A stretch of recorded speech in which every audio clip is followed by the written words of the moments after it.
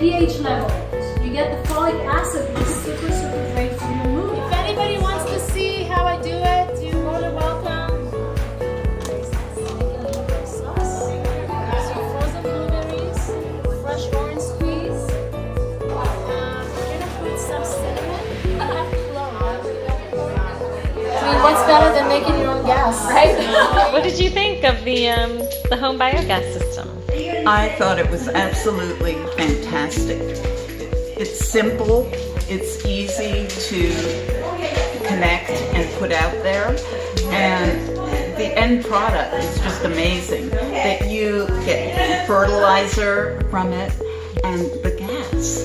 I mean, we were eating food that was cooked on gas made from the biogas system, and that was just amazing to me. I thought it was absolutely wonderful. I mean, what a great system to just transform your food waste into something you cook. This is so tasty. Yes. What does it taste like? It tastes like freshness and lemon, and it's just a very unique taste. I've never tasted anything like this in a store.